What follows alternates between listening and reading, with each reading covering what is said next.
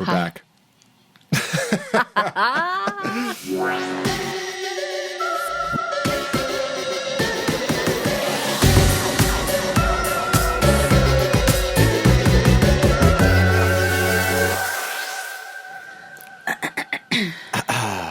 Here we are. We're back.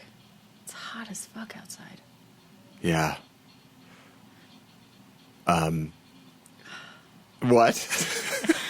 I feel like the transition from just like starting to gab about whatever we gab about till when we like put play, it's always this like little like hiccup. Awkward. I know, because I'm just thinking we have to introduce ourselves. I know. Hi. Welcome to. As we just haven't got the hang of it. Yeah, that's okay. It's fine. This is endearing. It is. I hope so. So hi, welcome back To another episode of As Woo As You You Want. Yes, there we go. Crushed it. I'm Celine. I'm Jeremiah. We didn't do that last time. It's true. Everybody You'll knows. figure it out. No one cares. Yeah. We're like worldwide famous at this point. Pretty much. Yeah. Pretty much just living the luxurious We're life. just like Talking about podcasts and gardening. we're just like on that podcast circuit now. Ugh. Well, yeah, it's hot. It's 60 degrees. It's February.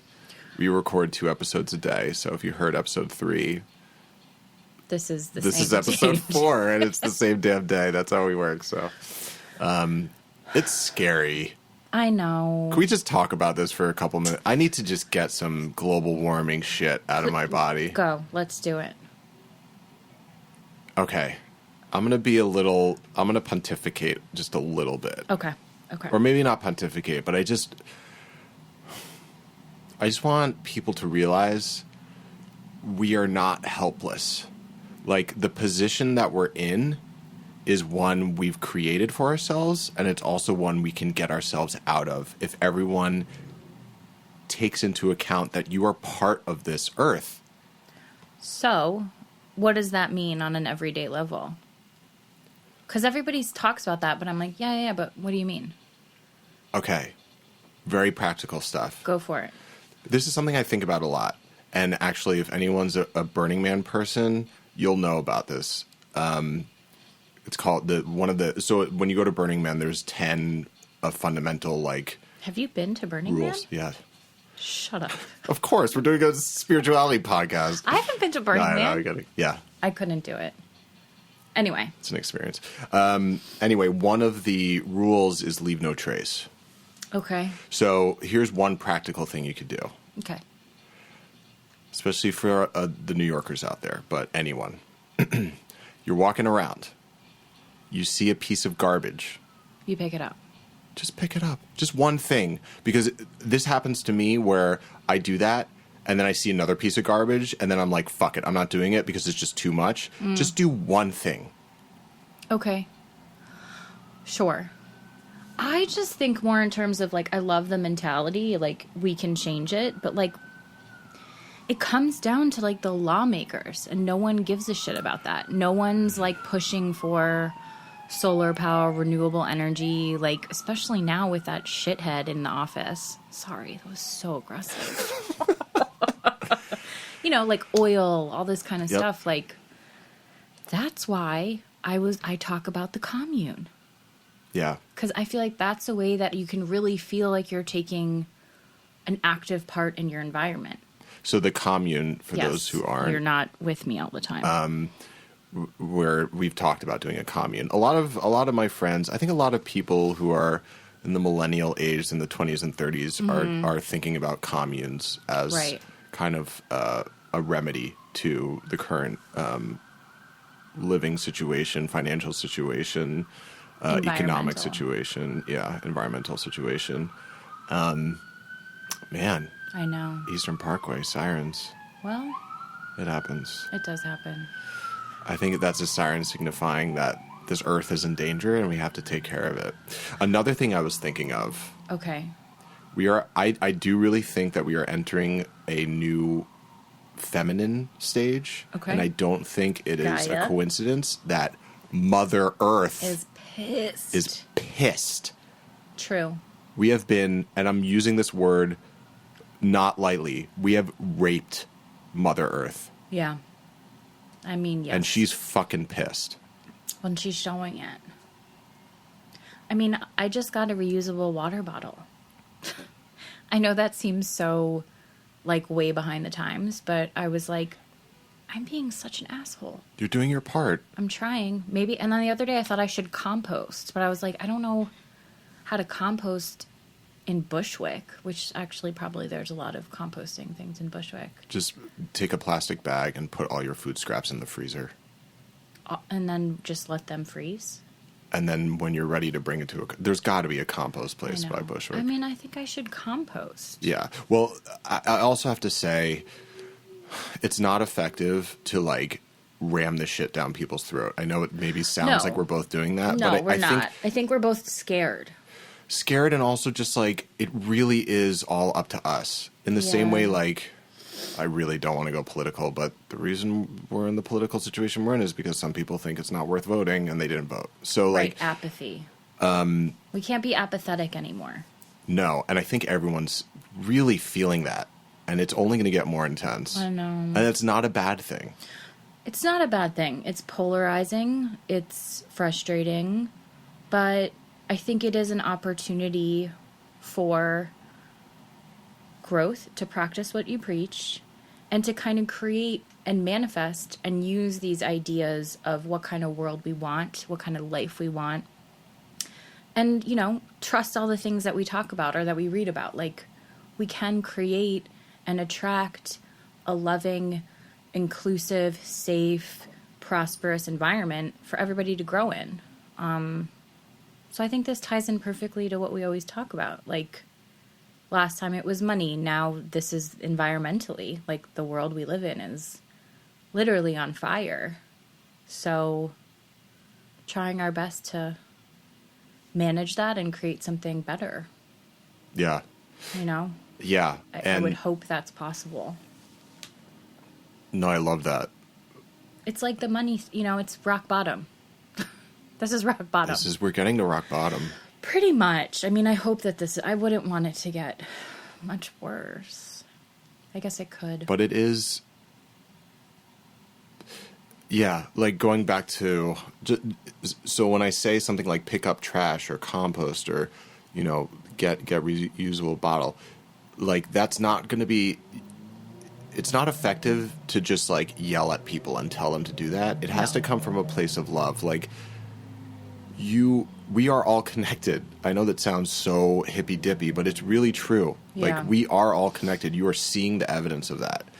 And I loved what you said about how, you know, in the Seth book I'm reading right now, The Individual Nature and Mass Events, he talks about myths and how we have been accepting all of these myths, you know, from Darwin and Freud, all these ideas of, like, survival of the fittest, and it's a pit one guy against another person, and it's such a patriarchal way of looking at the world. Right, it's very reptilian. It's totally reptilian, and we just accept it as is, like, this is the truth. Right. When it doesn't have to be the truth. Well, I think it was an age that was what humans needed to experience for a while, you know, and, like, Totally. As you said when we were coming in, like, the Great Awakening is happening again. Yeah. And if you think about it, a lot of horrible mass events have happened in our history and then always created something new, like a new thing came out of it. And I do think this is, you know, the past couple years have been just a steady decline. So it's either a rebirth or, you know, a destruction. And that's Kali. Very Kali. We are living in a Kali time. And if people are really interested in astrology, I highly recommend, this is crazy. Okay. In 2006, right? Yeah. There's an astrologer, his name is Michael Lutin. He's New York based. Okay. Lutin. Google Michael Lutin America 2006. Oh, God. And you're going to read his astrology for America. Is it what happened? And it's like every fucking thing that's happening right now, he called it. And he said the reason America is going through what it's going through is because it's nearing the end of its Pluto orbit. And Pluto is the planet of Kali. And it's death and transformation. Exactly. No, I know. I had my astrology chart done. And the astrologist, who was amazing, Leslie Galbraith. Yeah, Galbraith. Yes. She said till 2021, the energy is going to continue to be very chaotic. Pluto is transitioning, well, in my chart, but I don't know. This is specifically for you. Specifically for me, but she was like saying actually like universally and like worldwide, the energy is still going to be kind of garbage. So it's important to be like have a daily practice and all this kind of stuff. But, you know, it kind of gave a time frame for a new paradigm to exist, which I do think is going to happen. I mean, I think so too. You know, the end of the Mayan calendar, 2012. Mm-hmm. If you think about 2012 forward, it's been pretty rough. Yep. Right? So I think there is the Kali aspect that's just like going wild. Yeah. I always think of Moana.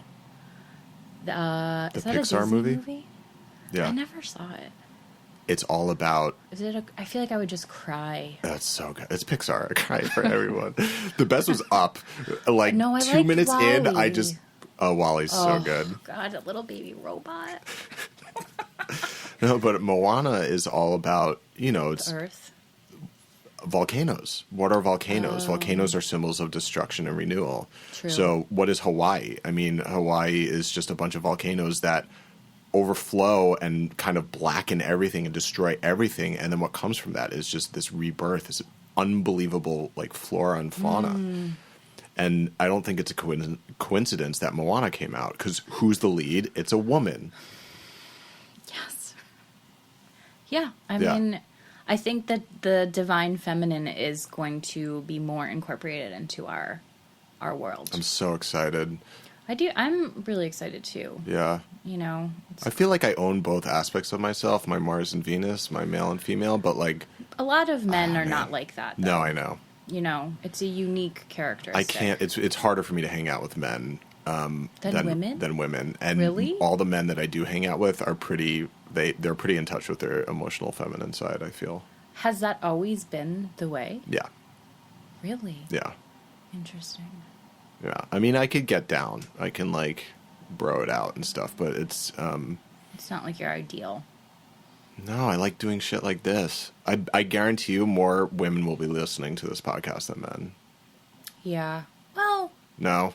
I don't know. Was that sexist? No, I do... What I do find interesting... Did I just become a man? Did I just become a chauvinist man by saying that? No, I think that you just meant women are a little bit more woke than men, typically.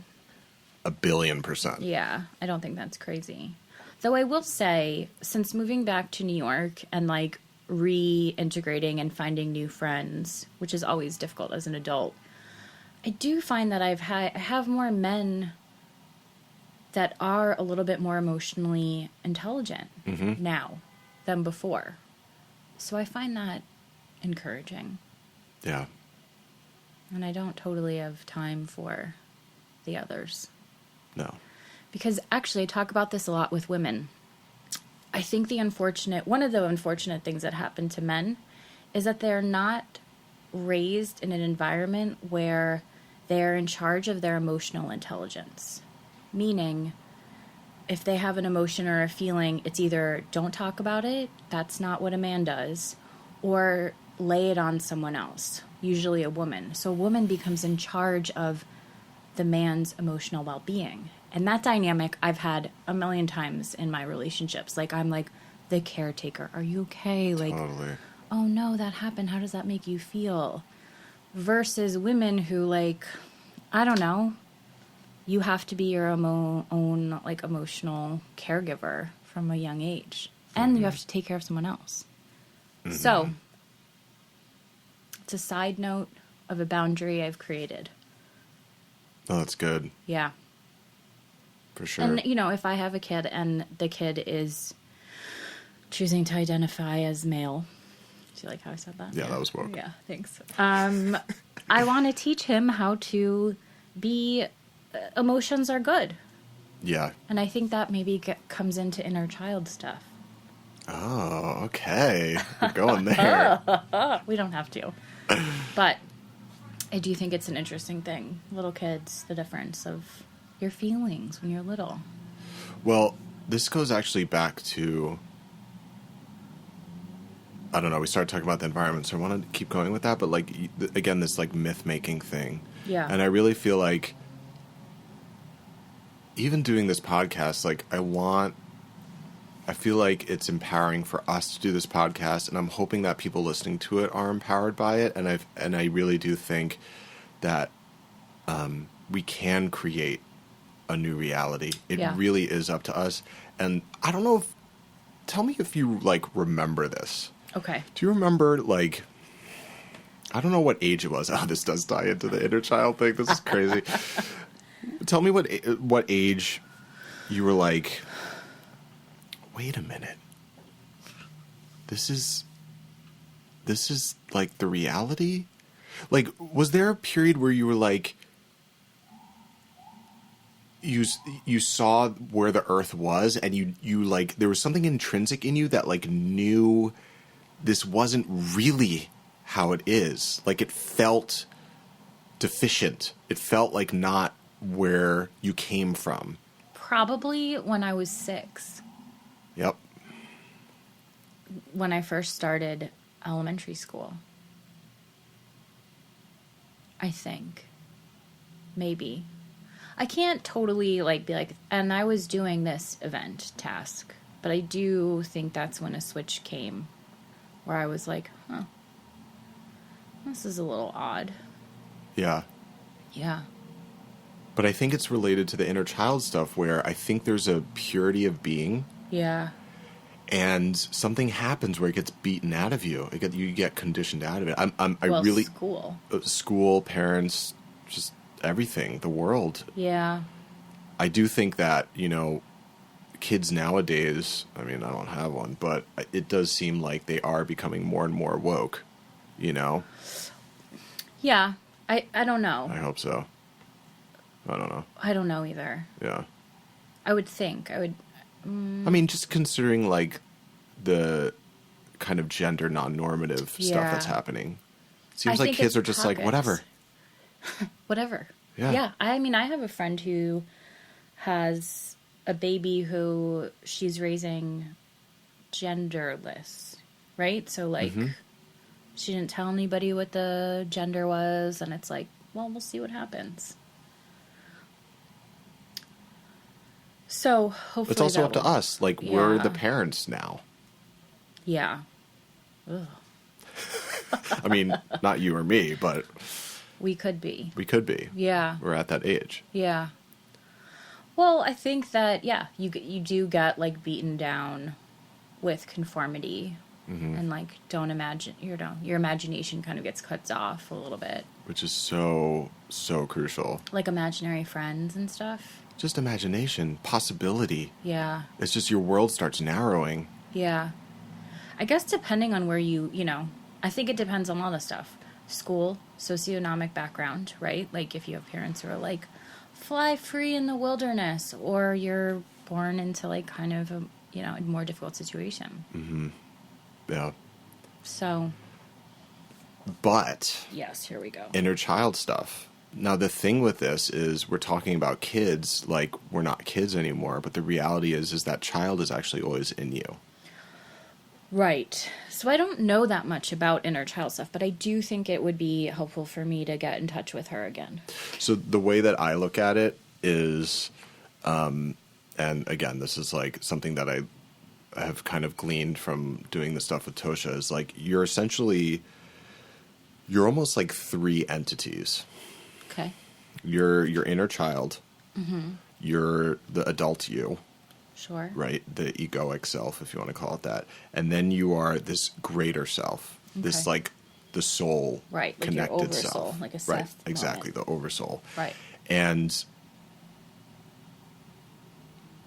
being human is managing those 3, managing and juggling and balancing all 3 of those entities that's within you. Yeah. And there's a lot of things that we do to our inner child to just survive. Like the adult version of Yeah, us? like the adult version of us, like, will, you know,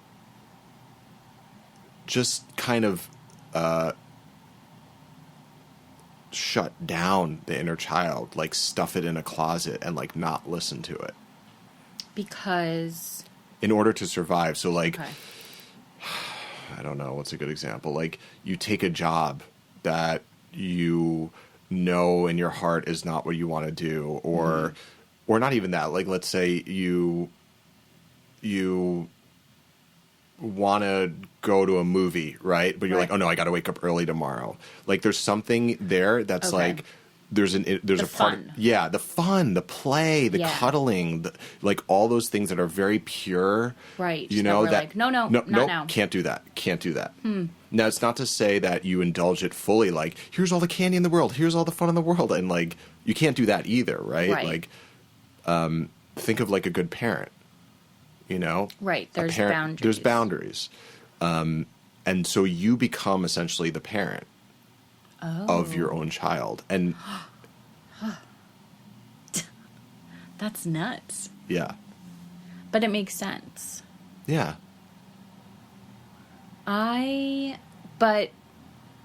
So it's honoring the more playful side of yourself and making them feel Integrated. And loved. Because the inner child never leaves you. And so... It's kind of comforting. Yeah. I think a lot of people, myself included, you try and stuff it away. You're like, no, I can't do this. I can't do that. Like, I have to be an adult. And it's like, that's actually not healthy. You're not taking of your adult self by not taking care of your inner child. Yeah. And this relates to, the previous episode with money, where it's like, I think when you find, if you're, lucky enough or whatever to find work that fulfills your inner child to some degree, that like touches on it, that's a really beautiful management of the adult and the child, where it's like, I'm making money and I'm like working in the world, but I'm also having fun, and like there's a part of this that is play. I'm so bad at that. Like, oh my God, there was fun. I'm not like fun. This New Yorker, there was this New Yorker cartoon last week. I should look it up because I should credit the cartoonist, but it's this amazing image of like a child on one side and an adult on the other side, and the child's in color and the adult's in black and white. And in front of the child it says Play-Doh, and in front of the adult it says Work Dough. That's so accurate. But it's true. I have been thinking about my inner child for a while, and I actually talk to our friend Jillian about it sometimes. And also when I got my... Maybe we'll have Jillian on. We should have Jill. That'd be great. That'd be fun. Jill, you're going to be on it. She'd be into it. Yeah, she's listening.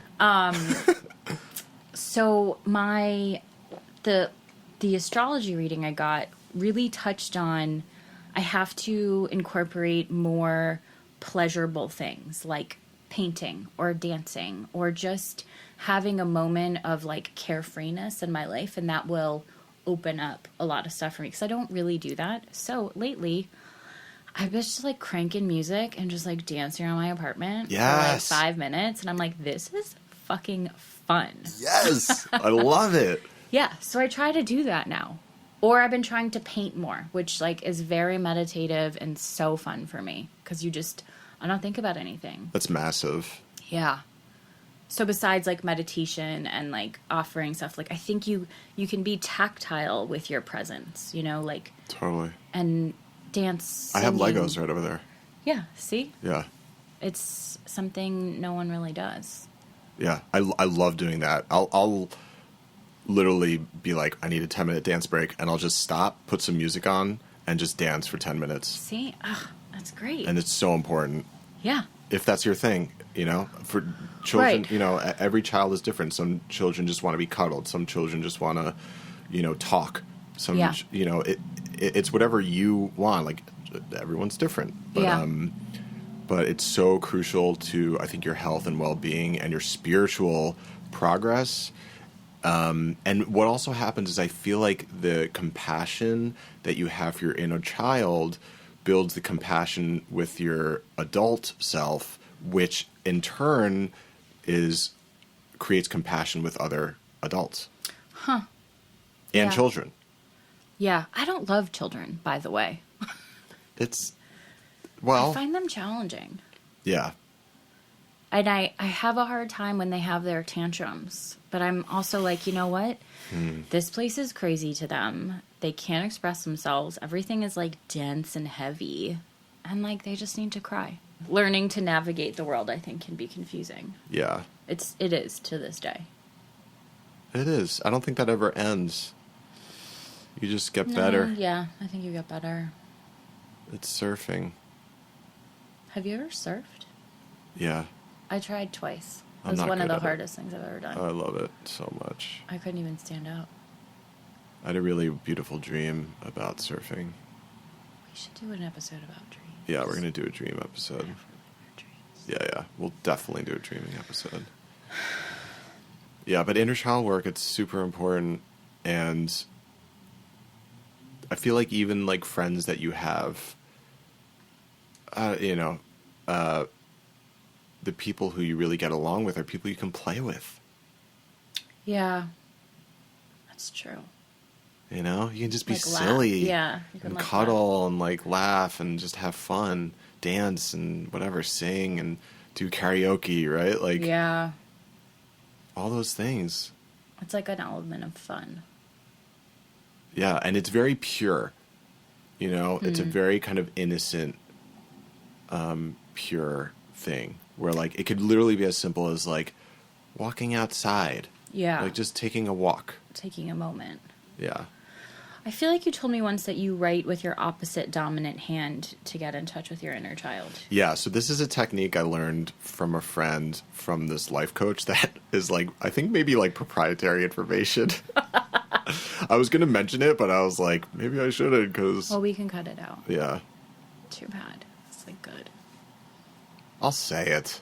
It's fine. I mean, as long as you say it's not yours. Yeah, you didn't it's come definitely up with not it. mine. Yeah, you got it from somewhere else. Yeah, I can find out who the person was. But yeah, one way to get in... So, you know, you may be listening to this right now and you're like, okay, cool. I don't know where that child is. You know, you may have spent years kind of like, you know, it's not your fault, but because the culture kind of almost requires you to, but it's like you may have spent years kind of subverting or just like Pushing it down. Yeah, pushing it down, pushing your child down. So one way of reconnecting is, meditation is definitely one thing. You can just ask to be kind of like brought back in touch with the child. But another is a really cool technique where you get a journal and instead of writing with your dominant hand, you write with the non-dominant hand. And what that does is it kind of puts you in the framework of being more innocent and childlike and not knowing.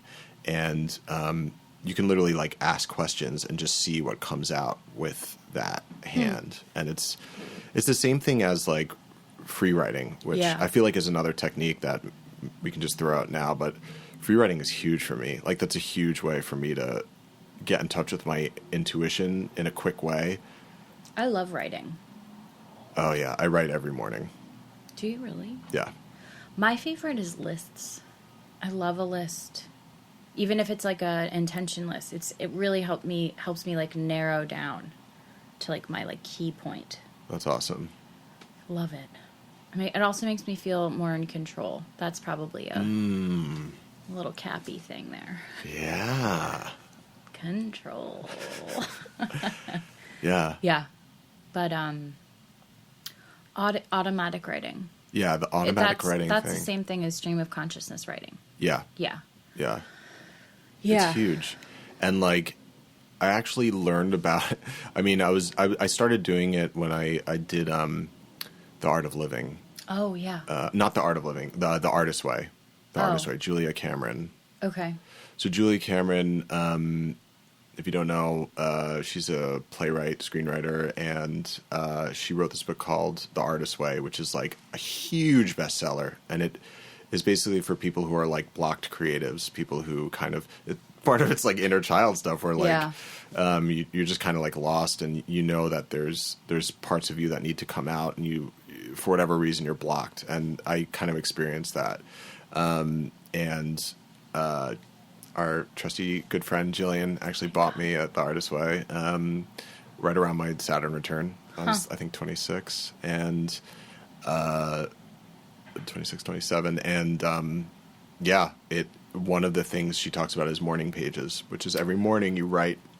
And especially if you're a writer, just the act of writing every day just like starts to like clear the blockages. You know, it's like a pipe that is kind of blocked with all sorts of bullshit. And as you write, like the water starts kind of clearing it away, clearing the mud, the debris. And but with the free writing, so I would do that. But what I also started realizing when I didn't censor myself. I was talking with my friend Noah about this a couple days ago because he does it too. He actually records himself. That's another cool thing. That's amazing. So instead of just writing, he'll just like he'll Talk. press record and just start talking and not censoring himself, which is what Shaman Durek, we had mentioned, also does, where he kind of calls out to the spirit world and then just starts talking. And I've been doing that too, where for me, it's the same thing. It's just tapping into that flow, that like third entity, that upper, you know, that soul over soul, intuition, whatever you want to call it, where there's something deeper in you that's more knowing. And these are different techniques that you can use in order to tap into that. And I really encourage anyone who's listening to try them out. Try writing. Just start writing, and don't censor yourself. Just let it go, and whatever comes out, don't say, "Oh, that was bad." Just keep going. I used to write letters to myself. Hell yeah. Yeah. It was a great way to kind of and the censoring thing, I think, is what's important here. Massively. It's like, don't say or write what you think you should be feeling or should do. Should is such a flag word. Ugh, barf. You know. Yeah. I think to me, that's the hardest part of doing any kind of like automatic writing or stream of consciousness. It's like, once you can kind of get over the should, then you're in the clear, and then you'll get the insight. Yeah. You know who Elizabeth Gilbert talks about it in Eat, Pray, Love. She talks about free writing. And that was my transition from the morning pages to realizing like, oh, when I write, because she talks about how she has this experience where she writes and it's like there's something greater than her, like giving like very concrete information. I think it's like early in the book when she's dealing with the divorce. And did you read the book? No. Oh, okay. I loved it. As you can tell, I'm really in touch with my feminine side. I didn't read I it. think my partner Melissa had it, and I don't think she ever read it. And she would definitely be like, no. Yeah, and I was like, I love it. But she's in a very difficult part, and she writes, and it's kind of like her soul talking, and it comes out, the truth, her intuitive, like deeper self comes out, and it's like this bedrock where you're like, oh my God, like I feel grounded. And that's again this thing with the inner child, yourself, and this higher being is being a human is hard, and you have to it takes practice to be able to not go crazy, considering we're in such a crazy culture, and doing these kinds of practices and learning how to navigate yourself and make sure each part of you is fed and loved is so huge. And these practices, I really do feel like, are expressions in love. I agree. And I also think what's really fascinating about doing these practices is it reminds you that you are bigger than just this body and this experience, right? And totally.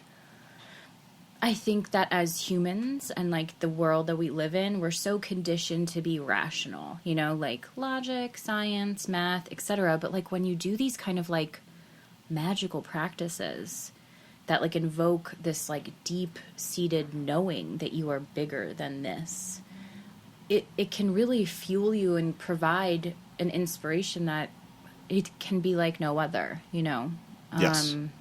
And like to build on that, like Did you have something else you wanted? No. Oh, okay. No. To build on that, one of the things that really kind of tripped me out with the writing, and it happened with the music that I wrote too, where I'd write these lyrics or I'd write something in my journal and I'd write it and I wouldn't totally understand the significance of it, but there was something greater in me that is not tied to time and the linearity of time, that at some point I opened up my journal to this one passage, or I listened to this song that I wrote a while ago, and it hits me so hard, and I'm like, I fucking wrote this for myself for now. Yeah. Yeah. And when you do that, you realize, like, it's very hard to break out of the linearity of time. And when you start allowing these magical practices to take over, you start flowing more and realizing, like, things aren't linear. And, like, we were talking about this during our break, where we were like, you know, I have a tendency to try and be linear. But well, most people do. Yeah. But I wanted, you know, I always want, like, this podcast to be like, this is the subject and it's going to be this and we're going to talk about this. But it's like, it's not flow. I mean, it's not a bad thing. It creates structure. Right. I mean, I love structure. Yeah. I love lists and organization. But I think, and we were talking about this a while ago at the coffee shop, like, I think when you start to work in the reality that is not so concrete, like talking about manifestation and the other dimensions and spirits, like, they're not part of this third dimension. So it's like you must be able to be flexible with your structure because it changes, and it is like magic. It is impossible. It's an impossible way of thinking, you know, from our standards that we grow with. Like, no one's like, write down, you know, 10 things you want, meditate on it, and, like, just wait for it to happen. Like, that's crazy talk. Yeah. But it's real. Yeah.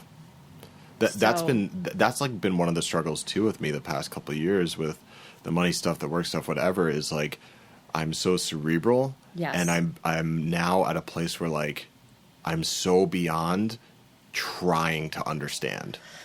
Yeah, you have to let go of logic a little bit. I'm, like, so beyond trying to understand and more in a flow state and just, like, letting things happen. And I look at it, I think nature is symbolic of our actual reality. So, seasons. Right. Everything dies. And then 2 months later, it's reborn. Yeah.